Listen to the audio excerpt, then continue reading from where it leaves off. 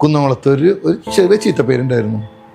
ഇതന്നെ സംഭവം ഡ്യൂപ്ലിക്കേറ്റാണ്. അപ്പൻ ഷോപ്പിൻ്റെ ചാവി തരിക. അപ്പോൾ ഡോക്ടർ ആവേണ്ട മകന് അവസാനം ഷോപ്പ് കിട്ടി. ഷോപ്പ് കിട്ടുമ്പോൾ ഒന്നുമില്ല. നമ്മൾ തന്നെ ഓണർ, നമ്മൾ തന്നെ അടിച്ചു തുടയ്ക്കുന്ന ആൾക്കാർ, നമ്മൾ തന്നെ ബാൻഡർ കെട്ടണവർ, അങ്ങനെ ഒരു കാലഘട്ടം ഉണ്ടായിരുന്നു. തലേമ കൊട്ടിയിട്ട് പറയാം, എന്തിനാണ് നീ കാലത്തഞ്ചിട്ട് അങ്ങോട്ട് പോകാൻ നിൽക്കണേ, ഒരു കച്ചവടം ഇല്ലല്ലോ. അതങ്ങോട്ട് പറ്റിയില്ല. കാരണം ഒന്നുമല്ല, എന്താ ഒരൊപ്പം ഞാൻ എത്തണ്ടേ. 1990 ഒരു വമ്പൻ സ്രാവ് ഞങ്ങള് മാർക്കറ്റിലേക്ക് വന്നു, അലുക്കാസ്. അപ്പൊ ഞങ്ങൾ ഞെട്ടി, നമ്മൾ വീണ്ടും തളരാൻ പോവാണ്. ഞാൻ എൻ്റെ മനസ്സുകൊണ്ട് തന്നെ പറഞ്ഞു, ഞാൻ ഇനി അധികം ആക്റ്റീവ് ആവില്ല എന്ന് എനിക്ക് തോന്നണേ.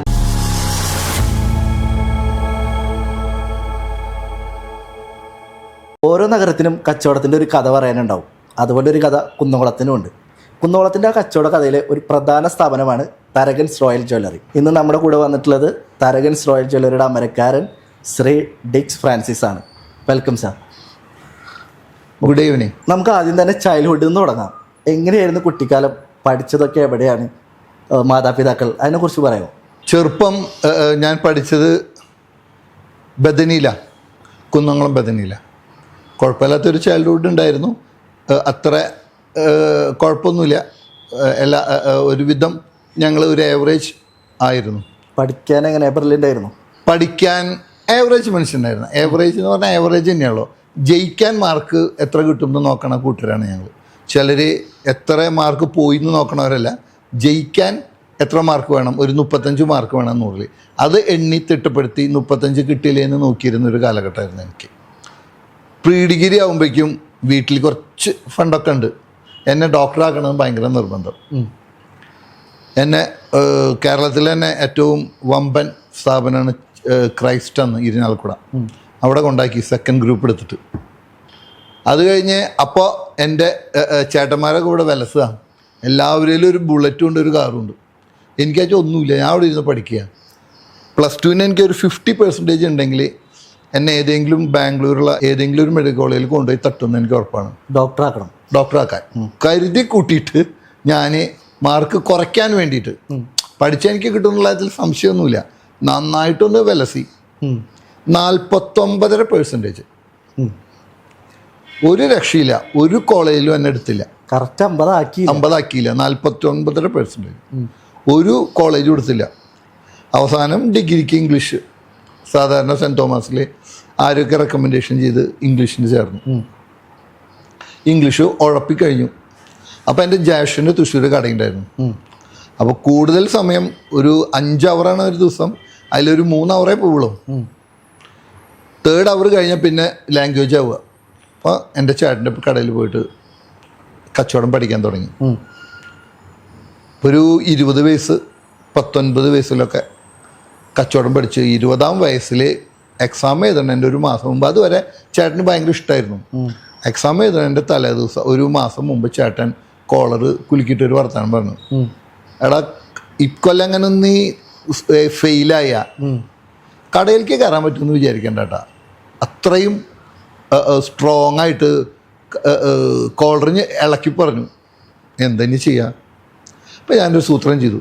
അവിടെ ലൈബ്രറി പോയാലേ 10 കൊല്ലത്തെ ക്വസ്റ്റ്യൻ പേപ്പർ കിട്ടും, യൂണിവേഴ്സിറ്റി അയച്ചത്. ആ 10 കൊല്ലത്തെ ക്വസ്റ്റ്യൻ പേപ്പർ മാത്രം അങ്ങോട്ട് എടുത്തിട്ട് അത് ലെഡ്ജർ ചെയ്തു. ലെഡ്ജർ ചെയ്യാന്ന് പറഞ്ഞാൽ ഇത്ര ക്വസ്റ്റ്യൻ എത്ര പ്രാവശ്യം ചോദിച്ചിട്ടുണ്ട്, ഈ ക്വസ്റ്റ്യൻ എത്ര പ്രാവശ്യം ചോദിച്ചിട്ടുണ്ട്, അങ്ങനെ അത് 10ൽ 8ൽ കൂടുതൽ പ്രാവശ്യം ചോദിച്ച എസ്ഐസ് മാത്രം പഠിച്ചു. ഇത് പഠിച്ചത് വീണ്ടും കടയിൽ കയറാൻ വേണ്ടി. അങ്ങനെ ആ ഫസ്റ്റ് അപ്പിയറൻസിൽ തന്നെ ഡിഗ്രിയും കിട്ടി. കയ്യിൽ പാസ്സായി. ഞങ്ങൾ ഷോപ്പ് തുടങ്ങുന്നത് 1949 എൻ്റെ ഫാദറിൻ്റെ വിവാഹം കഴിഞ്ഞതിന് ശേഷം. വിവാഹം കഴിഞ്ഞിട്ട് അപ്പനെ ഒന്ന് സ്വതന്ത്രമാവണമെന്ന് വിചാരിച്ചിട്ട് ഫാദറിൻ്റെ ഫാദർ 1949 ഞങ്ങളുടെ ചാവക്കാട് കട തുടങ്ങുന്നത്. ഫസ്റ്റ് ഞങ്ങളുടെ എക്സ്പാൻഷൻ തൃശ്ശൂർക്കായിരുന്നു.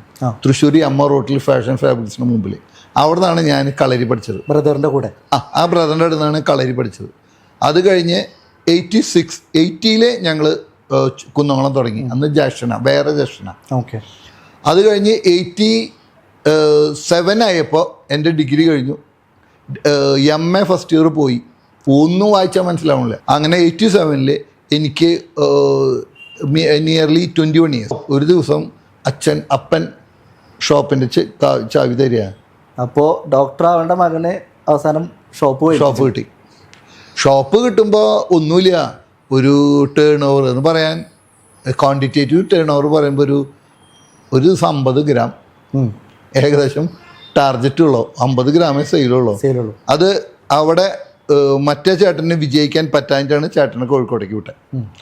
ഈ ചെറുപ്പത്തിൽ തന്നെ വീട്ടുകാർക്ക് ഭയങ്കര വിഷമം ഉണ്ടായിരുന്നു. ഇത് സംഭവം പൊളിച്ച് കൈ തരൂ, കള്ളുടി അങ്ങനത്തെ പരിപാടികളൊക്കെ ആയിട്ട് ഈ ചെക്കൻ നാശാക്കുമെന്ന് അറിയില്ലായിരുന്നു. പക്ഷേ എനിക്കതൊരു ചലഞ്ചായിരുന്നു. ചലഞ്ചിന് കാരണം എനിക്ക് 4 ചേട്ടന്മാരാണ്. ഒരാൾ കോഴിക്കോട്, ഒരാൾ തൃശ്ശൂർ, ഒരാൾ ചാവക്കാട്, ഒരാൾ എറണാകുളം. ഈ 4 ചേട്ടന്മാർ അടിച്ചു പൊളിക്കുക. എനിക്ക് മാത്രം ഒന്നുമില്ല. തലേമ കൊട്ടിയിട്ട് പറയാം, എന്തിനാണ് നീ കാലത്തഞ്ചിട്ട് അങ്ങോട്ട് പോകാൻ നിൽക്കണേ, ഒരു കച്ചവടം ഇല്ലല്ലോ. എനിക്കതങ്ങോട്ട് പറ്റിയില്ല. കാരണം ഒന്നുമല്ല, എന്താ ഒരൊപ്പം ഞാൻ എത്തണ്ടേ. അന്നൊക്കെ ഞാൻ പറഞ്ഞല്ലോ, കുന്നംകുളത്ത് ഒരു ചെറിയ ചീത്തപ്പേരുണ്ടായിരുന്നു. ഇതന്നെ സംഭവം ഡ്യൂപ്ലിക്കേറ്റാണ്. ഒരാളും നല്ല ഗോൾഡ് കൊടുക്കുന്നവർക്ക് നല്ല ഗോൾഡ് ഉണ്ടായിരുന്നില്ല.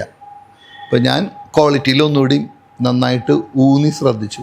അത് എളുപ്പമായിരുന്നോ? കുന്നംകുളത്തെ ഡ്യൂപ്ലിക്കേറ്റിന്റെ ടൗൺ എന്ന് പറയുന്നിടത്ത് ഒരു എനിക്ക് ക്വാളിറ്റി കൊടുക്കാൻ പറ്റൂലോ. ആൾക്കാർ വാങ്ങാൻ വരാത്തത് അവരുടെ ഗതികേട്. എന്തിനു പറയണു, ഞങ്ങളുടെ ക്വാളിറ്റിക്ക് വേണ്ടിയിട്ട് ആദ്യമായിട്ട് കുന്നംകുളത്തുനിന്ന് ആരും വെറുതെ 22 സീറ്റ് സീൽ വയ്ക്കുള്ളൂ. ഞങ്ങളുടെ ഷോപ്പിൻ്റെ സീൽ വെച്ച് തുടങ്ങി. ആദ്യത്തെ എൻ്റെ ഇനീഷ്യേറ്റീവ് എന്തായിരുന്നെങ്കിൽ, ഒരു ദിവസം 10ഓ 15ഓ കസ്റ്റമർ അന്നുള്ളൂ. അവർ വീട്ടിലെത്തുമ്പോഴേക്കും പിറ്റേ ദിവസം ഒരു പോസ്റ്റ് കാർഡ് ചെല്ലും. പോസ്റ്റ് കാർഡിൽ എന്താണെന്ന് അറിയും മാറ്റർ, ഞങ്ങളെ കടയിൽ നിന്ന് മേടിച്ച ഓർണമെൻറ്റുമേ TRJ എന്ന ഞങ്ങളുടെ മുദ്ര ഉണ്ടോ എന്നൊന്ന് നിങ്ങൾ നോക്കണേ, ഇല്ലെങ്കിൽ വിളിക്കണേ, ഞങ്ങൾക്കത് ചെയ്യേണ്ടി വരും. ദാറ്റ് മീൻസ് ഞങ്ങളെല്ലാവരും TRJ വെക്കുന്നുണ്ടെന്ന് അർത്ഥം. എന്തായിരുന്നു ആ ഐഡിയയുടെ പിന്നിലൊരു? അത് ക്വാളിറ്റി കൊടുക്കുന്നുണ്ടെങ്കിൽ നമുക്ക് ആ സീൽ വയ്ക്കാൻ പറ്റുള്ളൂ. ആ സീലില്ലെങ്കിൽ ക്വാളിറ്റി ഇല്ലയെന്നർത്ഥം. അവനാൻ്റെ കുട്ടിയാണെന്ന് പറയാൻ ധൈര്യം വേണമെങ്കിൽ കുട്ടി അവനാൻ്റെ കുട്ടിയാവണം, അവന് എൻ്റെ ക്വാളിറ്റി ഉണ്ടാവുമെന്ന് മനസ്സിലാക്കിയാല അവനാൻ്റെ കുട്ടിയാണെന്ന് പറയാൻ പറ്റുള്ളൂ. അതുമാതിരി അത് എൻ്റെ കുട്ടിയാണ്, അതുകൊണ്ട് എൻ്റെ പീടികയുടെ സീലുണ്ട്. കസ്റ്റമർക്ക് തിരിച്ചു കൊടുത്താലും നല്ല റേറ്റ് കൊടുക്കാൻ വേണ്ടിയിട്ടാണ് ചെയ്തത്. അത് വർക്കൗട്ടായി തുടങ്ങി. ഞങ്ങൾ 86 തുടങ്ങി 94 വരെയും സംഭവം പഴയ തന്നെയുള്ളൂ, ഇമ്പ്രൂവ്മെൻ്റ് ഇല്ല. ഇനി എന്താ ഇപ്പം ചെയ്യുക? അപ്പം ഞാൻ അന്നൊക്കെ ഗോൾഡുമ്മ ഇമ്പ്യൂരിറ്റി വെച്ചിട്ടാണ് വിളക്കുക. അങ്ങനെ കാഡ്മിയം എന്ന് പറഞ്ഞൊരു മെറ്റൽ കൊണ്ട് വിളക്കാൻ പറ്റും. അങ്ങനെ ആ ഇമ്പ്യൂരിറ്റിക്ക് പകരം കാഡ്മിയം മെറ്റൽ ഉപയോഗിച്ചാൽ ക്വാളിറ്റി കുറയില്ല. സോൾഡർ ചെയ്യണ മെറ്റീരിയൽ കാഡ്മിയം ആവും. അങ്ങനെ ഞങ്ങൾ കാഡ്മിയം വെച്ച് വിളക്കി തുടങ്ങിയപ്പോൾ ഞങ്ങൾ പരസ്യം ചെയ്തു. എന്താ പരസ്യം ചെയ്തത്? 916 ഗോൾഡാണ് ഇത്, സാധനം എന്ത് കൊണ്ടുവന്നാലും തിരിച്ചു കൊണ്ടുവന്നാൽ ഞങ്ങൾ ഫുൾ റേറ്റ് തരുന്നു പരസ്യം ചെയ്തു. അത് വർക്കായോ? അത് വർക്കാവാൻ കാരണം എന്താ വെച്ചാൽ, അപ്പം ഞങ്ങളത് ചെയ്തത് 93 അന്ന് നമ്മുടെ മഴയത്തും മുമ്പേ ഫെയിം ഒരു ആനയുണ്ട്, ആനയെ കൊണ്ടുകൊണ്ടാണ് ഉദ്ഘാടനം ചെയ്യിച്ചത്. അന്ന് ഞങ്ങളതിൽ ഫണ്ടില്ലാത്ത കാരണം അന്ന് 10,000-4,000 ആൾക്കാരെ വരുത്താമായിരുന്നു. പക്ഷെ വന്നത് 100-300 പേരെ ഉണ്ടായിരുന്നുള്ളൂ. ആ ഒരു പരസ്യമാണ് പിന്നെ ഞങ്ങൾ കൊടുത്തത്. വളയും മോതിരവും പോലെ വിളക്കില്ലാത്ത ചെയിനുകളും. ഞങ്ങൾ അവിടെ നിന്ന് അങ്ങോട്ട് ഞങ്ങൾ ഒരു ഓർണമെൻറ്റുമേയും ഞങ്ങൾ ഡിപ്രീസിയേഷൻ ചെയ്യില്ല. അപ്പോൾ അതിന് മുന്നേ കൊടുത്ത സോൾഡേഡ് ഓർണമെൻറ്റുമേയും അതേ ഡിപ്രീസിയേഷൻ ഇല്ലാതെ എടുത്തു തുടങ്ങി. 1999 ഒരു വമ്പൻ സ്രാവ് ഞങ്ങൾ മാർക്കറ്റിലേക്ക് വന്നു, അലുക്കാസ്. അപ്പം ഞങ്ങൾ ഞെട്ടി, ഇനി നമ്മൾ വീണ്ടും തളരാൻ പോവാണ്. കുറച്ചൊന്ന് പിച്ച് വെച്ച് നടന്നു തുടങ്ങി. ഇത് 1992 തൊട്ട് 1999 വരെയുള്ള കാലഘട്ടത്തിൽ ഒരു കൊല്ലം ഒരു ഇല വിടരും, മരത്തുമ്പോൾ ഒരു ഇല വന്നാൽ അത് അന്നത്തെ ഒരു സിറ്റുവേഷൻ ഞാൻ പറഞ്ഞല്ലോ, സെയിൽ ടാക്സിൻ്റെ ഒരു പ്രോബ്ലം ഉണ്ടായിരുന്നു. അവർ മാർച്ചായ ആ ഇല നുള്ളിയിട്ട് അവർ പോകും. പിന്നെയും നമ്മുടെ തെങ്ങുമ്മ ഇലയില്ല, വീണ്ടും ഒന്നു തുടങ്ങണം. പിന്നെയും വീണ്. അങ്ങനെ ആയിരുന്നു ഈ 4-5 കൊല്ലം. ഇവർ വന്നതിന് ശേഷം, ഈ അലുക്കാസ് വന്നതിന് ശേഷം അവിടെ വലിയ വലിയ സാധനങ്ങൾ മാത്രമുള്ളൂ. അരപ്പവൻ്റെ കുട്ടിയുടെ കാലുമ്പത്തെ തണ്ടല്ല, അരപ്പവൻ്റെ കൈച്ചേനില്ല. ഞങ്ങളുടെ റോട്ടിൽ തന്നെ വന്ന, തൃശ്ശൂർ റോട്ടിലാണ് വന്നവർ. ചെറിയ 1/2 ഗ്രാമിൻ്റെ മോതിരമല്ല, അതൊക്കെ ഞങ്ങളുടെ കയ്യിലുണ്ട്. കസ്റ്റമർ പരസ്യം കണ്ടിട്ട് ഓടി അലുക്കാസിലേക്ക് പോവും, അതുപോലെ തിരിച്ചു വരും. ഞങ്ങൾ പിച്ച വെച്ച് തുടങ്ങി. ഒരു 1999 ഞങ്ങൾ കുറേശ്ശെ പിച്ച വെച്ച് തുടങ്ങി. അപ്പോൾ ആ കോമ്പറ്റീഷൻ ആക്ച്വലി ഹെൽപ്പ് ചെയ്തു. ആ കോമ്പറ്റീഷൻ ഹെൽപ്പ് ചെയ്തു. അവർ വലിയ ടീം ഇട്ടാ. അവർ വരുമ്പോൾ ഒരു ഏകദേശം 100 കിലോനും ഞങ്ങളുടെ അന്നൊരു 3-4 കിലോനും നല്ല വ്യത്യാസമുണ്ട്. പക്ഷേ ഞങ്ങളിലൊക്കെ ചെറിയ ഐറ്റംസ് ആയിരുന്നു. അത് വെച്ചിട്ട് അവിടെ നിന്നാണ് എൻ്റെ ഗ്രോത്ത് തുടങ്ങുന്നത്. അലുക്കാസ് ഒരു കോമ്പറ്റീറ്റർ വന്നതാണ് ഞങ്ങളുടെ വളർച്ചയ്ക്ക് കാരണം. 1999 വരെയുള്ള സംഭവങ്ങൾ എന്താണെന്ന് വെച്ചാൽ ഒന്നുമില്ല. നമ്മൾ തന്നെ ഓണർ, നമ്മൾ തന്നെ അടിച്ചു തുടയ്ക്കുന്ന ആൾക്കാർ, നമ്മൾ തന്നെ ബാനർ കെട്ടണവർ, അങ്ങനെ ഒരു കാലഘട്ടം ഉണ്ടായിരുന്നു. ഈ കാര്യം പറഞ്ഞില്ലേ, ഇപ്പോൾ ബാനർ കെട്ടുന്നത്, ഇതേപോലെ മാർക്കറ്റിങ്ങിലേക്ക് സാർ ഇറങ്ങി ചെയ്തിട്ടുള്ള ആക്ടിവിറ്റീസ് ഒക്കെ റിസൾട്ട് ഉണ്ടാക്കിയിട്ടുണ്ടോ? ഞങ്ങൾ ചെയ്തത്, അന്നൊക്കെ പീഡിയ അടച്ചതിന് ശേഷം എൻ്റെ സ്റ്റാഫും ഞാനും കൂടിയിട്ട് ഞങ്ങളൊരു പഴയ അംബാസഡർ ശകടത്തിൽ ഞങ്ങൾക്ക് ഞങ്ങളുടെ ഏരിയ അന്ന് ഏകദേശം കൂറ്റനാട്ടിൽ നിന്നുണ്ട്, നടുവട്ടം എടപ്പാളിൽ നിന്നുണ്ട്, അവിടെയൊക്കെ പോയി ബാനർ കിട്ടുമായിരുന്നു. അപ്പം ഞങ്ങൾ തന്നെ ചെയ്യണം. അന്നിപ്പോൾ അതിന് കൊടുക്കാനുള്ള ഫണ്ടൊന്നും ആയിട്ടുണ്ടായിരുന്നില്ല. അങ്ങനെ ഞങ്ങൾ ബാനർ കേട്ടാൽ ഞാനൊരു വീട്ടിൽ പോയിട്ട്, ഒരു റോഡ് സൈഡിൽ രാത്രി ഒരു 12 മണി 11:30 നേരത്ത് ബാനർ കെട്ടാൻ വേണ്ടി മരത്തുമ്മ കയറി. മരത്തും കയറുമ്പോൾ ആരുടെ കള്ളൻ എന്ന് വെച്ചിട്ട് വീടിൻ്റെ അകത്തുനിന്ന് ഒരാൾ ഇറങ്ങി വന്നു. കയറിയത് സാർ തന്നെയാണ്? ഞാൻ തന്നെ കയറി. ഞാനും എൻ്റെ 2 സ്റ്റാഫും മാത്രമേ. കയർ 4 കയറുണ്ടാവില്ലോ അതിന്. ആ കയറ് പിടിച്ച് കെട്ടണ്ടേ. ഞങ്ങൾ കയറിയപ്പോൾ ആൾ വന്നിട്ട് എന്താ കള്ളന്മാർ വന്നു ചോദിച്ചാൽ അവർ ആകെ ശല്യം ഉണ്ടാക്കിയപ്പോൾ പറഞ്ഞു ഞങ്ങളിങ്ങനെ കുന്നംകുളത്തുള്ളൊരു ജ്വല്ലറിക്കാരനാണ്, ഞങ്ങളിത് ഇങ്ങനെ ബാനർ കെട്ടാൻ വന്നതാണ്. ഓ ശരി എന്ന് പറഞ്ഞു. അന്ന് അയാൾ ഞങ്ങൾ 4 ആളെയും ശ്രദ്ധിച്ചു. പിന്നെ അയാൾ എന്തോ ഒരു കാര്യത്തിന് ടൗണിൽ വന്നപ്പോൾ എൻ്റെ കടയിൽ വരാനിടയായി. ഇപ്പം എന്നെ കണ്ടു. ഇപ്പം അയാൾക്ക് മനസ്സിലായി ഇവൻ തിരക്കടില്ലല്ലോ, ഇവൻ തന്നെ ബാനർ കിട്ടണം, ഇവൻ തന്നെ മാനേജർ, ഇവൻ തന്നെ. ആ ഫാമിലിയിൽ 4 പെൺകുട്ടികളും 5 ആൺകുട്ടികളും ഉണ്ട്. അത് അച്ചാരത്ത് എന്നാണ് ആ ഫാമിലിയുടെ പേര്. മൊയ്തുണ്ണി എന്നാണ് പേര് തോന്നുന്നു. ഭയങ്കര ഫ്രണ്ടായി എന്നെയായിട്ട്. ഒരു മുതലാളി തന്നെ നേരിട്ട് ഇതൊക്കെ ചെയ്യുന്നത് അത് കണ്ടപ്പോൾ അയാൾക്ക് ഒരു പ്രതിപത്തി തോന്നി, ഒരു സിമ്പതി തോന്നി എന്നോട്. അതിൽ നിന്ന് വർക്കൗട്ടായി. ആ മക്കളുടെ കല്യാണമൊക്കെ നമുക്ക് കിട്ടി. അവിടുന്ന് അങ്ങനെ അതൊരു ചെറിയ ഇൻസിഡൻറ്റ്. പിന്നെ ഒരു ഇൻസിഡൻറ്റ് എന്താണെന്ന് വെച്ചാൽ, ഞങ്ങൾ കസ്റ്റമേഴ്സിന് സാരി ആയിരുന്നു കോംപ്ലിമെൻ്റ് കൊടുത്തിരുന്നത്. അപ്പോൾ സാരി കോംപ്ലിമെൻറ്റ് പണ്ട് ഈ 2000-ന് മുമ്പത്തെ കഥയെ പറയണേ, സാരി കോംപ്ലിമെൻ്റ് കൊടുക്കുമ്പോൾ ഞങ്ങളുടെ അസോസിയേഷൻ അതിന് ചെറിയ വിഘ്നം, ഒരു തടസ്സം ഉണ്ടായിരുന്നു. കോംപ്ലിമെൻ്റ് ഒന്നും കൊടുക്കാൻ പാടില്ല. അപ്പം ഞങ്ങൾ എന്ത് ചെയ്തു എന്ന് വെച്ചാൽ, സാരി സ്റ്റാഫുകളുടെ അപ്പന്മാരുടെ പേരിൽ, സ്റ്റാഫിൻ്റെ അച്ഛൻ്റെ പേരിൽ എഴുതിയിട്ട് VPP ആയിട്ട് അയച്ചിരുന്നു. പോസ്റ്റ് ഓഫീസ് പാർസൽ, VPP എന്ന് പറയും അതിന്. അതൊരു തുണിയിലൊക്കെ കെട്ടി അരക്കൊക്കെ വെച്ചടിച്ചിട്ട് വേണം കൊടുക്കാൻ. അങ്ങനെ കൊടുത്തയച്ചിരുന്നു. അപ്പോൾ അതൊരു മുസ്ലിം സ്ത്രീക്ക് കിട്ടി. ഫ്രം റോയൽ ജ്വല്ലറി അല്ല, അതിൽ ഫ്രം ഒരു സ്റ്റാഫിൻ്റെ അപ്പൻ്റെ പേരാ. അയാളുടെ പേര് ജേക്കബ് എന്നായിരുന്നു. ഇവരൊന്നും ഇപ്പോൾ ജീവിച്ചിരിപ്പില്ല കേട്ടാ. Jacob from Vailathur.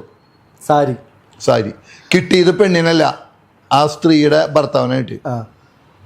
ഭർത്താവ് കടന്ന് ചിന്തിച്ചു, ഇത് ആരൊരു നസ്രാണി എൻ്റെ വൈഫിന് സാരി അയക്കാൻ.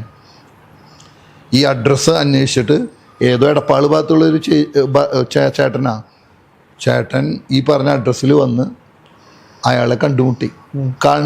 ആളെ ഞാൻ അറിഞ്ഞുകൊണ്ട് ഒന്നാ കൊടുത്തു. വേറെ നോക്കാൻ, നീ ആരടാ എൻ്റെ പെണ്ണിന് സാരി അയക്കാന്നാ. അതെ. ആ ഒരു സംഭവം കഴിഞ്ഞപ്പോൾ അത് നിർത്തി. പിന്നെ അത് അയക്കാൻ ഞങ്ങൾക്ക് പറ്റാതെ. അപ്പോഴേക്കും ഈ മെത്തേഡ് മാറി, വേറെ മെത്തേഡിൽ കൂടെ ഞങ്ങളെ കോംപ്ലിമെൻറ്റ് കൊടുത്തു തുടങ്ങി. ഞങ്ങൾ ലെറ്റർ അയക്കായിരുന്നു എല്ലാ കൊല്ലവും കസ്റ്റമേഴ്സിന്. ഒരു ലെറ്റർ എഴുതി, നിങ്ങളുടെ വീടിൻ്റെ അടുത്തോ നിങ്ങളുടെ ബന്ധത്തിലോ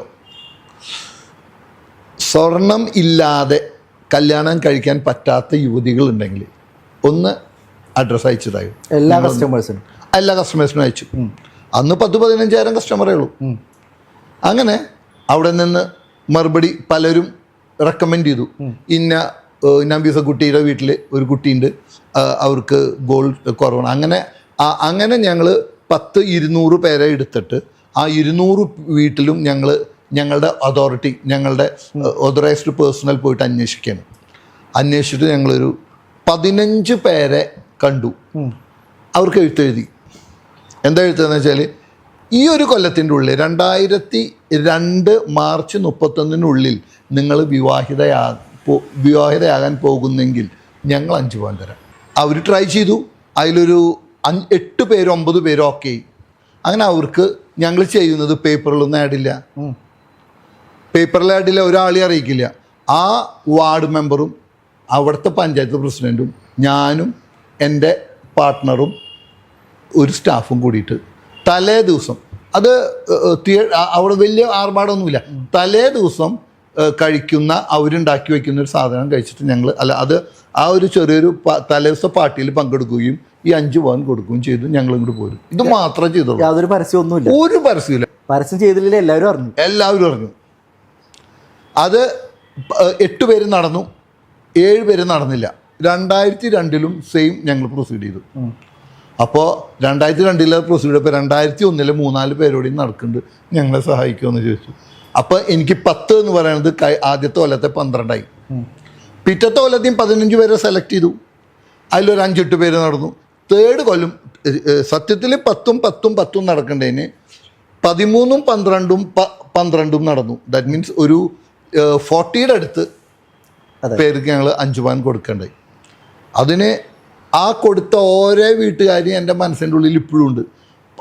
എല്ലാവർക്കും അതേ നന്ദി ഉണ്ടാവണമെന്നില്ല. 10 കുഷ്ഠരോഗികൾ പോയിട്ട് ഒരു കുഷ്ഠരോഗികളെ തിരിച്ചു വന്നുള്ളൂ. അതുമാതിരി നമ്മളോട് താല്പര്യമുള്ളവർ ഇപ്പോഴും ഉണ്ട്. 20 അവരെ മക്കൾക്ക് 24 വയസ്സ് 23 വയസ്സായി കാണും. ഇപ്പോഴും അവർ റോയലിൻ്റെ കസ്റ്റമേഴ്സാണ്. ഇപ്പോഴും അവർ പലരും ഒരാളെ മദ്രാസിലേക്ക് കെട്ടിച്ചു, ഒരാളെ കോയമ്പത്തൂർ, അങ്ങനെയൊക്കെ പരിധി പോയി. എന്നാലും അതാണ് ഞങ്ങൾക്ക് ഏറ്റവും കൂടുതൽ എഫക്റ്റ് ഉണ്ടായെന്നാണ് ഞങ്ങളുടെ വളർച്ചയ്ക്ക് കാരണം. അത് ഒന്ന് പ്രധാനമെന്ന് ഞാൻ ഇപ്പോഴും വിശ്വസിക്കുന്നു. രണ്ടാമത്തെ വളർച്ചയുടെ കാരണം നമ്മൾ പറഞ്ഞ സാരിയാണ്. സാരിയുടെ ഈ കൊറോണ വരെ ഞങ്ങളത് പ്രൊസീഡ് ചെയ്തിട്ടുണ്ട്. എല്ലാ കസ്റ്റമർക്കും ഒരു നിശ്ചിത വെയിറ്റ് ആയാൽ ഞങ്ങളൊരു സാരി കൊടുക്കും. അതാണ് ഞങ്ങളുടെ രണ്ടാമത്തെ വളർച്ചയുടെ സാധനം. പിന്നെ മൂന്നാമത്തത് ഞങ്ങളുടെ ഒരു പ്രത്യേകത ഉണ്ടായിരുന്നു, കസ്റ്റമേഴ്സിനൊക്കെ അറിയാതെ. 1993 ആനി വന്നപ്പോൾ കൊടുത്തു എല്ലാവർക്കും ഒരു എഴുത്ത്. അന്ന് എഴുതണത് ഞങ്ങൾ അഡ്രസ്സ് മേടിക്കുന്നത് ഒരു 250 പേജിൻ്റെ കടലാസിലാണ്. അവർക്കൊക്കെ കൈകൊണ്ട് എഴുതണം. അന്ന് 3000 പേരുണ്ടായിരുന്നു എനിക്ക് 1993 കസ്റ്റമേഴ്സ്. അവർക്ക് 3000 പേർക്കും കൈകൊണ്ട് എഴുതി ആനി വരുന്നുണ്ട്, നിങ്ങൾ വരണം ക്ഷണിക്കാൻ. അന്ന് 300 പേരെ വന്നു ഞാൻ പറഞ്ഞല്ലോ. അവിടുന്ന് പിറ്റത്തെ 1997 ഞങ്ങൾ കമ്പ്യൂട്ടർ മേടിച്ചു. കമ്പ്യൂട്ടർ മേടിച്ചതിന് ശേഷവും എല്ലാ കൊല്ലവും ഞങ്ങളിങ്ങനെ എല്ലാ കസ്റ്റമേഴ്സിനും ഓണത്തിന് ഞങ്ങൾ എഴുത്തയക്കുക, ഓണാശംസകൾ വയ്ക്കും, ചെറിയൊരു സ്കീമും വയ്ക്കും. മിക്കതും ആ മാസം ഓൾഡ് ഗോൾഡ് വിൽക്കാൻ വന്നാലും ന്യൂ റേറ്റ് കൊടുക്കും. അതായിരുന്നു അന്നത്തെ ഞങ്ങളുടെ സ്കീം കൂടുതലും. ഓൾഡ് ഗോൾഡിന് ന്യൂ ഗോൾഡിൻ്റെ റേറ്റ് കൊടുക്കും. ജനങ്ങളിത് കൺഫ്യൂഷൻ ഉണ്ടാക്കിയിട്ട് ന്യൂവിൻ്റെ റേറ്റ് കിട്ടുമെന്ന് പറയുമ്പോൾ ന്യൂ വിത്ത് മേക്കിംഗ് ചാർജാന്ന് വിചാരിച്ചിട്ട് വന്നവരും ഉണ്ട് കേട്ടോ. വിത്ത് മേക്കിംഗ് ചാർജ് ഞങ്ങൾ കൊടുക്കില്ല. ഓൾഡിനും ന്യൂവിനും സെയിം റേറ്റ് ആക്കി ആ മാസം. അങ്ങനെ ബിസിനസ് നന്നായിട്ട് കൂടി. ഞങ്ങൾക്ക് ഒരു തളർച്ച അവിടെ നിന്ന് അങ്ങനെ ഫീൽ ചെയ്തിട്ടില്ല. ഇതേ കാലഘട്ടത്തിലുണ്ടായിരുന്ന പല ബ്രാൻഡുകളും ഇപ്പം ഇല്ലല്ലോ. അപ്പോൾ അതെങ്ങനെ ഈ ഒരു മാർക്കറ്റിൽ ഇങ്ങനെ സർവൈവ് ചെയ്ത് അല്ലെങ്കിൽ ഗ്രോത്തിലേക്ക് ഇങ്ങനെ പോകാൻ പറ്റി? അതിനിപ്പോൾ മാർക്കറ്റിൽ കുറേ പേരൊക്കെ പോയിട്ടുണ്ട്. ടൗണിലങ്ങനെ കുറേ പേര് പോയിട്ടുണ്ട്. അതിന് ഞാൻ ഒരു 10-30 കൊല്ലം ഒരു ബ്രാൻഡിന് നിൽക്കാൻ പറ്റുള്ളൂ, മാർക്കറ്റിൽ നിൽക്കാൻ പറ്റുള്ളൂ എന്നുള്ളൊരു വിശ്വാസം എൻ്റെ കയ്യിലുണ്ട്. എൻ്റെയും ബ്രാൻഡ് കുറച്ച് കഴിഞ്ഞാൽ പോവാം, അങ്ങനെ എൻ്റെ ഒരു ധാരണയാണ്. അവരൊക്കെ ബ്രാൻഡ് ആയതിന് ശേഷം അവർ ഡൈവേർട്ട് ചെയ്ത് പോവാണ്. ഗോൾഡിൽ നിന്ന് ഡൈവേർട്ട് ചെയ്തിട്ട് വേറെ ഏതെങ്കിലും ബിസിനസ്സിലേക്ക് പോവുക, അല്ലെങ്കിൽ ഫണ്ട് ഡൈവേർട്ട് ചെയ്യുക, അങ്ങനെയാണ്. പക്ഷെ എൻ്റെ അനുഭവത്തിൽ ഞാൻ ഒരു സ്ഥലത്തേക്കും എനിക്ക് ബിസിനസ്സിൽ നിന്ന് കിട്ടിയ ഒരു ഫണ്ട്, ഒരു തരി പോലും ഗോൾഡിലോ ഗോൾഡിൻ്റെ ആക്സസറീസിലോ അല്ലാതെ ഞാൻ ഇൻവെസ്റ്റ് ചെയ്തിട്ടില്ല. ഇപ്പോൾ പിന്നീട് ലോഞ്ച് ചെയ്ത യു എയിലെ യു എയിൽ ലോഞ്ച് ചെയ്യണത് 2015 2015 യു എയിൽ ലോഞ്ച് ചെയ്തു. അതിപ്പോൾ 10 കൊല്ലമായി, നന്നായി പോണു. യു എയിൽ ഷാർജയിലാണ് കട തുടങ്ങിയത്. ഇപ്പോൾ ഈ ഇത്രയും കാലത്തെ ഒരു ജേണിയിൽ എന്തെങ്കിലും ഇത് ഗിവ് അപ്പ് ചെയ്യാൻ തോന്നിയിട്ടുണ്ടോ? ഇത് വേണ്ട നിർത്താമെന്ന് തോന്നിയിട്ടുണ്ടോ? എന്താണാവോ, എനിക്ക് 3 പെൺകുട്ടികളാണ്. ആദ്യത്തെ പെൺകുട്ടി കഴിഞ്ഞു, രണ്ടാമത്തെ പെൺകുട്ടി കഴിഞ്ഞു, മൂന്നാമത്തെ പെൺകുട്ടി ആയപ്പോൾ ഞാൻ എൻ്റെ മനസ്സുകൊണ്ട് തന്നെ പറഞ്ഞു, ഞാൻ ഇനി അധികം ആക്റ്റീവ് ആവില്ല എന്ന് എനിക്ക് തോന്നണേ. എന്താണാവോ, എനിക്കത് പറ്റുന്നില്ല. മൂന്നാമത്തെ കൊച്ച് പെൺകുട്ടിയായിട്ട് ഇപ്പോൾ 20 കൊല്ലം കഴിഞ്ഞു. ഞാൻ ഫുൾ ടൈം ആക്റ്റീവാണ്. എനിക്കതിന്ന് വിഡ്രോവൽ സിംറ്റം കാണുന്നില്ല. എന്താ കാരണം എന്ന് എനിക്കറിയില്ല. 3 കുട്ടികളും ഈ ഫീൽഡിൽ ഇപ്പം ഇല്ല. ഞാൻ പലരെയും പിടിച്ചു വലിച്ച് കൊണ്ടുവരാൻ ശ്രമിക്കുന്നുണ്ട്. ചിലരൊക്കെ വരാൻ സാധ്യതയുണ്ട്. റോയലിൻ്റെ ഒരു ഫ്യൂച്ചർ എന്താണ് സാർ ഡ്രീം ചെയ്യുന്നത്? ഇനി ഇതിന്ന് വിട്ടിട്ട് എൻ്റെ ഡ്രീം പ്രൊജക്റ്റ് ഈ ഒരു പുതിയ ഷോപ്പാണ്. അത് ഒരുവിധം എൻ്റെ മനസ്സിലുള്ള പോലെയൊക്കെ എനിക്ക് ചെയ്യാൻ പറ്റിയിട്ടുണ്ട്. ഇനി എനിക്കൊരു ഇതിനേക്കാളും ഇതൊരു പ്രൊജക്റ്റിനെ കുറിച്ചിട്ട് ചിന്തിക്കാൻ എനിക്കിപ്പോൾ ഇല്ല. എൻ്റെ അപ്പൻ പറഞ്ഞ പോലെ സ്റ്റോക്ക് എവിടെ ഉണ്ടോ അവിടെ മുതുക് വേണമെന്നാണ് പറയാം. അത് കാരണവന്മാർ പറഞ്ഞിരുന്നതാ, സ്റ്റോക്ക് ഇടണോടത്ത് നിങ്ങളുടെ മുതുക് വേണം. അപ്പം അതുകൊണ്ട് എനിക്ക് സ്റ്റോക്കുള്ളിടത്ത് ഞാനുണ്ടാവും. അപ്പം അതുകൊണ്ട് വേറെ ബ്രാഞ്ചിനെ കുറിച്ചിട്ടൊന്നും ചിന്തിക്കാൻ പറ്റില്ല. ഇപ്പം ഞങ്ങൾക്ക് ഷാർജയിലൊരു ബ്രാഞ്ച്, ഇപ്പോൾ വന്ന ഹെഡ് ഓഫീസ് ഞങ്ങൾ ഇങ്ങോട്ട് മാറി, ബ്രാഞ്ച് ഞങ്ങളുടെ പഴയ തൃശ്ശൂർ റോട്ടിലെ കട. ഈ 3 കടയായിട്ട് ഞാൻ സ്വസ്ഥമായിട്ട് ജീവിച്ചോട്ടെ. ഈ ഒരു വിജയത്തിൻ്റെ ഒരു നമ്മുടെ പ്രോഗ്രാമിൽ പറഞ്ഞ പോലെ ഒരു വിജയരഹസ്യം, വിജയമന്ത്ര എന്ന് പറയുന്നത് എന്താണ്? അത് കുതിരയ്ക്ക് 2 സാധനം കണ്ടിട്ടില്ലേ, ആ സാധനം പോലെയായിരുന്നു. ഞാൻ അതിൽ മാത്രം കോൺസെൻട്രേറ്റ് ചെയ്യുക. നോ ഫ്രണ്ട്സ്, നോ റിലേറ്റീവ്സ്, അവരെ ഒന്നും മൈൻഡ് ചെയ്തിട്ടില്ല എന്നർത്ഥം.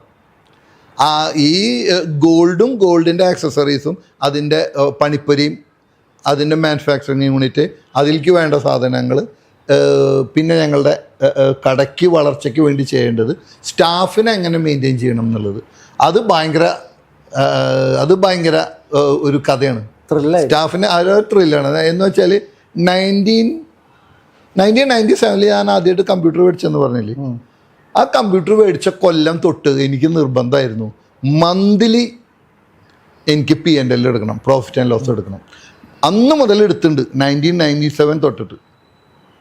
അപ്പോൾ എത്രയായി? 2007 2017 25-30 കൊല്ലമായിട്ട് എന്നും പ്രോഫിറ്റ് എടുക്കും, മന്ത്ലി പ്രോഫിറ്റ് എടുക്കും. ആ പ്രോഫിറ്റിൽ ഒരു പേഴ്സൻറ്റേജ് ഇവിടെ പറയണ്ട, 10-നും 15-നും മധ്യേ ഒരു പേഴ്സൻറ്റേജ് സ്റ്റാഫിന് മാറ്റി വയ്ക്കും. അതിൽ നന്നായി പെർഫോം ചെയ്തവന് ഒരു എമൗണ്ട്, പെർഫോം കുറയണവർക്ക് പെർഫോമിനനുസരിച്ചിട്ട് എമൗണ്ട് കൊടുത്തിട്ടുണ്ട്. അതുകൊണ്ട് എനിക്കിപ്പോൾ കടയിൽ ഒരു ടെൻഷനും ഇല്ല. എൻ്റെ സ്റ്റാഫിൽ ഒരു 4-2-6 പേര് 25 വർഷം കഴിഞ്ഞവരാണ്. അവരുടെയൊക്കെ ആത്മാർത്ഥത എന്ന് പറഞ്ഞാലുണ്ടല്ലോ, നമുക്ക് ചിന്തിക്കാൻ പറ്റില്ല. അത്രയും ആക്റ്റീവ് അവർ, അത്രയും ആത്മാർത്ഥതയാണ്. 35 കൊല്ലമായ കുട്ടിയുണ്ട്, വൺ മിസ്റ്റർ ചാർലി. അവിടെ നിന്ന് 19 ഈ ആനി വന്ന കൊല്ലം വന്ന ഒരു കുട്ടിയുണ്ട് 1993. അവരൊക്കെ ഉള്ള കാരണം, അവരൊക്കെ മാനേജ് ചെയ്യുന്ന കാരണം ഞാനിപ്പോൾ വളരെ സ്വസ്ഥമാണ്, എനിക്കൊരു പണിയില്ല. അവരെ അന്ന് തൊട്ടിട്ട് ഇന്ന് വരെ ഞങ്ങളുടെ പീഡിയയുടെ ഭാഗം തന്നെയാണ്. ഇപ്പോഴും ഞങ്ങളുടെ പാർട്ട്നേഴ്സ് പോലെയാണ് അവരെ കരുതുന്നത്. അങ്ങനെ ലാഭത്തിൻ്റെ ഒരു വിഹിതം അവർക്ക് കൊടുത്തത് കൊണ്ടും ആവാം ഞങ്ങളുടെ ഈ വിജയമന്ത്രത്തിൽ പറയാനുള്ളത്. അവരെ ഇതുവരെ ഞാൻ അതുപോലെ തന്നെ നോക്കിയിട്ടുണ്ട്. ഫ്യൂച്ചറിൽ ഇപ്പോൾ ഒരു ബിസിനസ് തുടങ്ങുന്ന അല്ലെങ്കിൽ ഇപ്പോൾ ചെയ്തുകൊണ്ടിരിക്കുന്ന ഒരാൾക്കുള്ള ഒരു അഡ്വൈസ് എന്താ? നമ്മൾ ഒറ്റയ്ക്ക് ഒന്നും ആവില്ല, 2 ആൾ കൂടെ വേണം. ഒന്ന് മുകളിലിരിക്കുന്ന ആളും, രണ്ടാമത് എക്സ്പേർട്ട് സ്റ്റാഫും. സ്റ്റാഫിനെ നമ്മളുടെ കണ്ണോടുകൂടെ കാണണം. ഒറ്റ കാര്യമുള്ളൂ, നമ്മളെന്ത് കഴിക്കുന്നു അത് സ്റ്റാഫ് കഴിക്കണം, നമ്മളെന്ത് ഉപയോഗിക്കുന്നു അത് സ്റ്റാഫ് ഉപയോഗിക്കണം, നമ്മളെങ്ങനെ ജീവിക്കുന്നു അതുമായി സ്റ്റാഫ് ഉപയോഗിക്കണം. അതാണ് എൻ്റെ മന്ത്രം. എന്ന് വെച്ചാൽ മോഡ് ഓഫ് ലിവിങ് അല്ലെങ്കിൽ സ്റ്റൈൽ ഓഫ് ലിവിങ് 2 പേരും ഏകദേശം സെയിം ആവണം. ഒന്നാലെ ഞാൻ താഴോട്ട് വരണം, അല്ലെങ്കിൽ അവ വിവരത്തിലോട്ട് വരണം. അപ്പോൾ 25 കൊല്ലം തികഞ്ഞവർക്ക് അവരുടെ സ്റ്റാറ്റസ് ഓഫ് ലിവിങ് ഉയരാൻ വേണ്ടിയിട്ട് ചെറിയ ഒരു കാർ മേടിച്ചു കൊടുക്കാറുണ്ട്. അപ്പം ഞങ്ങളിപ്പോൾ 4 സ്റ്റാഫിന് അതൊരു കേട്ടനാണ് കേട്ടോ, കേട്ടൻ മേടിച്ചു കൊടുത്തിട്ടുണ്ട് 4 പേർക്ക്. അപ്പോൾ അവർ സ്റ്റാൻഡേർഡ് ഓഫ് ലിവിങ് തന്നെ പൊന്തും. കാരണം എന്താ വെച്ചാൽ അതിൽ പെട്രോൾ വയ്ക്കണം, അതിന് മെയിൻറ്റെയിൻസ് ചെയ്യണം. അപ്പോൾ അവൻ്റെ ജീവിത രീതി മോട്ടോർ സൈക്കിളിൽ നിന്ന് കാറാവും. 5ാമത്തെ അടുത്ത കൊല്ലം 2001 വന്നൊരു കുട്ടിയുണ്ട്, ഒരു സ്റ്റാഫിന് കാർ കൊടുക്കും. അവരെ ടൂറ് കൊണ്ടുപോകണു, അവരുടെ കൂടെ പോകണം. സ്റ്റാഫാണ് എല്ലാം. സ്റ്റാഫില്ലാതെ ഒരു കാര്യം നടക്കില്ല. നമ്മൾ വിചാരിക്കും ഇത് വെറുതെ എടുത്ത് കൊടുക്കല്ലേ വേട്ടോ, അല്ലെങ്കിൽ ഒന്ന് അതിനേക്കാളും പ്രധാനം ഒരു ജ്വല്ലറിയിൽ സ്റ്റാഫിൻ്റെ പ്രാധാന്യം സെയിൽസിനേക്കാളും പ്രധാനം രാത്രി ടാലിങ്ങാണ്, സ്റ്റോക്കും. അയ്യോ അത് ഭയങ്കര പണിയാണ്. ടാലിങ് ചെയ്തിട്ട് ഫസ്റ്റ് അറ്റംപ്റ്റിൽ അതിലെങ്ങാനും 1 വ്യത്യാസം 2 വ്യത്യാസം ഉണ്ടെങ്കിൽ അവരുടെ മനസ്സ് കിടന്ന് കട അടിച്ചു തുടങ്ങും. കാരണം അറിയില്ലേ, കാരണമൊന്നുമില്ല, അത് അവർ വെക്കണം. അപ്പോൾ സ്റ്റാഫിൻ്റെ അറ്റൻഡിങ് സ്ട്രാറ്റജിയേക്കാൾ പ്രധാനം രാത്രി അവർ സ്റ്റോക്ക് അനലൈസിങ്ങും സ്റ്റോക്ക് മുട്ടിക്കുന്നതാണ്. അതിൽ അവരിപ്പോൾ എക്സ്പേർട്ടായി, അവർക്ക് അതിനൊന്നും ഒരു ബുദ്ധിമുട്ടുമില്ല. ഈ ബിസിനസ് ജേണിയിൽ ആരായിരുന്നു സാറിൻ്റെ ഒരു റോൾ മോഡൽ അല്ലെങ്കിൽ മെൻറ്റർ എന്ന് പറയാം? അതെൻ്റെ മൂത്ത ജ്യേഷ്ഠനാണ്, പോൾ എന്ന പേര്. അങ്ങോട്ടാണ് തൃശ്ശൂർ കട. അപ്പോൾ തൃശ്ശൂർ കടയിൽ നിന്നാണ് ഞാൻ എൻ്റെ കളരി തുടങ്ങുന്നത്. അപ്പോൾ തൃശ്ശൂർ കടയിൽ എങ്ങനെയാണെന്ന് വെച്ചാൽ ഒരു കസ്റ്റമർ വന്നാൽ ഇരുന്നതിന് ശേഷം സാധനങ്ങൾ കാണിച്ചു കൊടുക്കുള്ളൂ. അതിനെന്താ കാരണം എന്നറിയോ? അപ്പുറത്തൊക്കെ സ്വർണ്ണക്കട തന്നെയാണ്. അപ്പം ഈ കസ്റ്റമർ വന്നിട്ട് ഇത്രയാളോ എന്ന് ചോദിക്കുന്നതിന് പകരം ആദ്യം അവർ ഇരുത്തും. ഇരുന്നോടത്തുനിന്ന് എഴുന്നേൽക്കാൻ ബുദ്ധിമുട്ടാണ്. അപ്പോൾ ഇരുത്തിയതിന് ശേഷം ഞങ്ങൾ ഐറ്റംസ് കാണിച്ചു കൊടുക്കുള്ളൂ. അതാണ് എൻ്റെ ആദ്യത്തെ കളരിയിലെ ആദ്യത്തെ ഐഡിയ ആയിരുന്നത്. കൊറോണ കാലഘട്ടം നമ്മുടെ ബിസിനസ്സിനെ ബാധിച്ചായിരുന്നു. പിന്നെ കൊറോണ ടൈമിൽ നമ്മൾക്ക് കട മുന്നോട്ട് പോവോ എന്ന് പോലും തോന്നിച്ചൊരു സമയം ഉണ്ടായിരുന്നു. ആ കാലഘട്ടത്തിൽ സ്റ്റാഫ് നന്നായിട്ട് സഹകരിച്ചു കൂട്ടാ. അവർക്ക് അവരോട് 1.5 വന്നാൽ മതി എന്ന് പറഞ്ഞു. അതിൻ്റെ പേയ്മെൻറ്റ് കൊടുത്തു. അങ്ങനെ 1.5 വരികയും പിന്നെ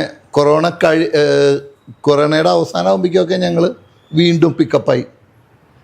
നമുക്കൊരു ടെൻഷൻ ഉണ്ടായിരുന്നു, അതൊക്കെ മാറി. പിന്നെ സ്റ്റാഫ് കൂടെ വന്നു. സ്റ്റാഫ് കൂടെ നിന്നു. സ്റ്റാഫിന് എല്ലാ ദിവസവും വരേണ്ട, നിങ്ങൾ 1.5 വന്നാൽ മതി എന്ന് പറഞ്ഞപ്പോൾ അവർക്ക് നമുക്ക് ആ പേയ്മെൻറ്റ് നമുക്ക് കട്ട് ഷോർട്ട് ചെയ്യാൻ പറ്റി. നമ്മുടെ ഡെയിലി എക്സ്പെൻസസ് ഒന്നും കട്ട് ഷോർട്ട് ചെയ്യാൻ പറ്റി. അവർക്കും സപ്പോർട്ടായി. അവരും എല്ലാവരും ചുരുക്കി ജീവിച്ചു ആ കാലഘട്ടത്തിൽ. അങ്ങനെ ഞങ്ങൾ അതിൽ നിന്ന് എസ്കേപ്പായി. കുന്നോളത്ത് ഈ സ്വർണത്തിൻ്റെ ബിസിനസ് സ്റ്റാർട്ട് ചെയ്യുമ്പോൾ എന്തായിരുന്നു സാറിൻ്റെ ഒരു ഡ്രീം?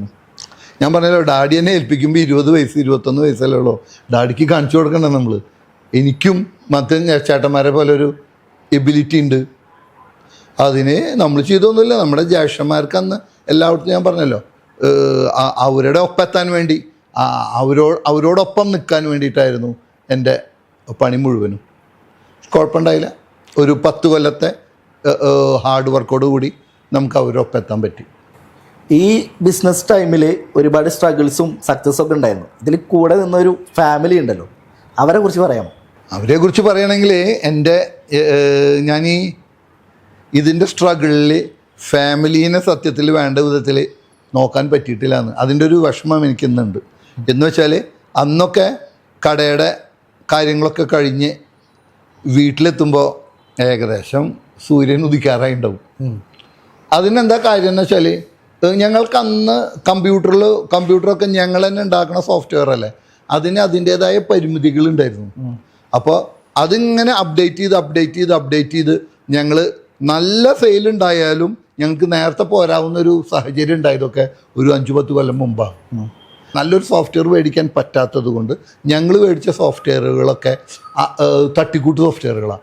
അപ്പോൾ അത് വെച്ചിട്ടും ഞങ്ങളുടെ കച്ചവടം ആധിക്യം കൊണ്ടും ഞങ്ങൾക്ക് കട കഴിഞ്ഞ് 7 മണിക്ക് ക്ലോസ് ചെയ്ത് കഴിഞ്ഞാൽ ഒരു 10 മണി 11 മണി ആവാതെ ഞങ്ങൾക്ക് ഇറങ്ങാൻ പറ്റില്ല കടയിൽ നിന്ന്. അതൊക്കെ ചേച്ചി, എൻ്റെ ഭാര്യ 11 മണിയായാലും 12 മണിയായാലും ഭക്ഷണം കഴിക്കാതെ കാത്തിരുന്നിരുന്നൊരു കാലമുണ്ട്.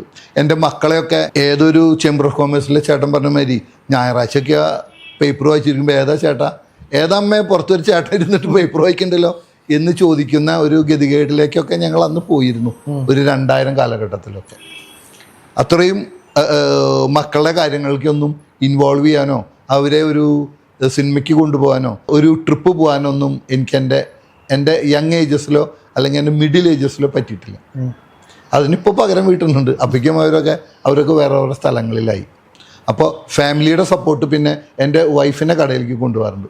വൈഫിന് ഒറ്റ പണിയുള്ളൂ, സ്റ്റാഫും ഞാനും തമ്മിലുള്ള കണക്ഷൻ അഥവാ ഞങ്ങൾ തമ്മിലുള്ള അടുപ്പം വർദ്ധിപ്പിക്കലാണ് അങ്ങനെ പണി. ഏത് സ്റ്റാഫ് അവരുടെ വീട്ടിലൊരു ഫംഗ്ഷൻ വിളിച്ചാൽ എൻ്റെ വൈഫ് അല്ലെങ്കിൽ ഞാനും വൈഫും കൂടി ആ ഫംഗ്ഷൻ എത്തിയിരിക്കും. അതിന് സ്റ്റാഫും കമ്പനി തമ്മിലുള്ള അടുപ്പം വർദ്ധിപ്പിക്കാൻ എൻ്റെ വൈഫിന് നന്നായിട്ട് കഴിഞ്ഞിട്ടുണ്ട്. ഇതുവരെ വൈഫിൻ്റെ ഭാഗത്തു നിന്നുണ്ടായിരുന്ന ഏറ്റവും വലിയ സപ്പോർട്ട് സ്റ്റാഫിനെ നന്നായിട്ട് മെയിൻറ്റെയിൻ ചെയ്യാൻ വേണ്ടിയിട്ട് അവരുടെ ഫങ്ഷൻസിന് അവരുടെ കല്യാണങ്ങൾക്കൊക്കെ ഫുൾ പാർട്ടിസിപ്പേഷൻ ഉണ്ടാക്കാൻ എൻ്റെ വൈഫ് നന്നായിട്ട് സഹകരിച്ചിട്ടുണ്ട്. നിക്സേട്ടൻ ഹാപ്പിയാണ് ഇപ്പോൾ? ഞാൻ ഹാപ്പിയാണ്.